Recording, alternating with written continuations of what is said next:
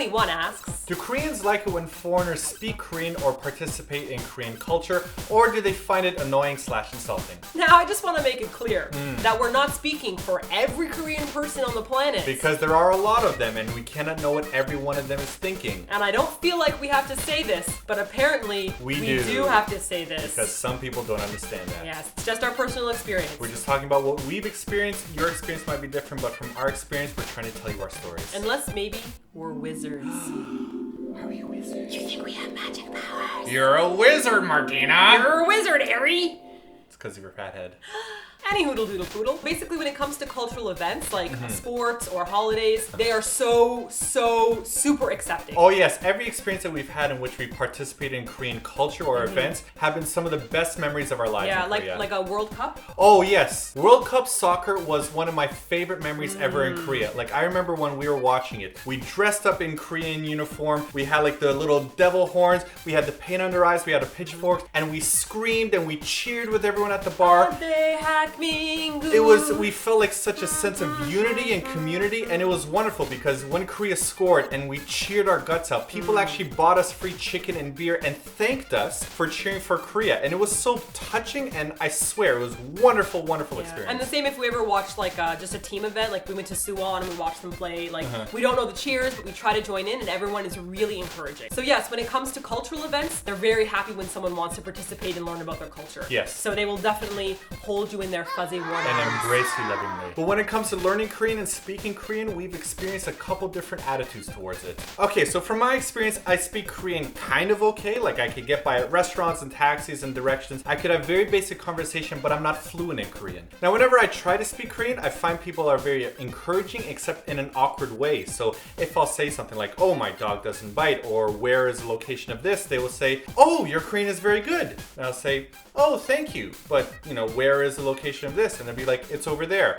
By the way, your Korean's very good. And at first I found it encouraging, but after a while I found it a little bit awkward. You don't have to always tell me that my Korean is good. Whenever I speak to one of my friends, I'm not like, hey, your English is great. I like to be able to just have like a decent conversation without being reminded that, hey, I'm not Korean and I'm speaking Korean. I'd like to just be able to get the information across with constantly being reminded that I'm an outsider. Now, I know some of you are thinking, you know, well, Korean people are trying to encourage you. They're just trying to be nice. They're not trying to be malicious. We totally know that. But we want to give you an example as to why it can be frustrating. We have a really good friend, and she speaks Korean beyond fluently. Like Perfectly. She's been studying it in North America and here. She's also a food critic. And whenever she gives an example of like, oh, this food wasn't quite cooked right, and she has a really intelligent comment, people will stare at her with their jaws dropped and they'll say, wow, your Korean's really good. Instead of acknowledging the actual intelligent point that she raised, the conversation is cut off with them saying, oh, your Korean's really great. And she want to be like, well, what about my point? How about we talk about my point instead of how good my Korean is? So for her, she feels very upset because it seems like they can never get back to the point of her being intelligent or having an intelligent comment. Instead, the focus is on that she speaks Korean. And so in that sense, people feel like it's a little bit like patronizing. Yes. Almost like we're little children that can like kick a soccer ball into the goal. And everyone's like, good job, Jimmy. Like, wow, Timmy, you know how to tie your shoes. Good for you. And once again, we know that it's not malicious. Yes. But it is pretty annoying, especially considering there are many foreigners that are now living in Korea permanently.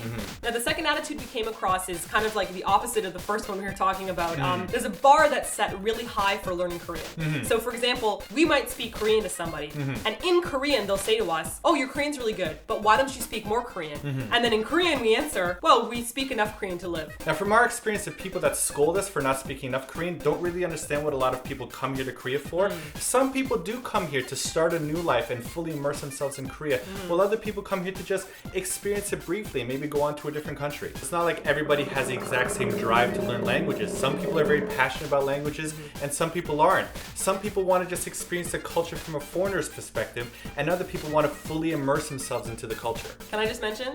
I suck hardcore at learning languages. So hardcore. She could barely even speak English. So long story short, Korean people aren't ever angry or insulted in us trying to participate in their culture or language, but sometimes they're a little bit culturally insensitive. So that's it for this week's TLDR. If there's a question you want us to answer for next week's TLDR, leave your question in the Google moderator page. Or you can check out the questions already asked and you can vote them up or vote them down. And don't forget to subscribe for some more TLDRs. Also, a lot of people have been emailing us and leaving comments that they want to see us do more like adventure videos outside of our apartment. So we thought a lot about it and we agree with you guys. So what we're going to do is we're going to do TLDRs every second week, and then between that we're going to put a video of something adventurous in Korea. Outside! Yay! Yay! In the sun where I can burn! Did I mention I'm a vampire?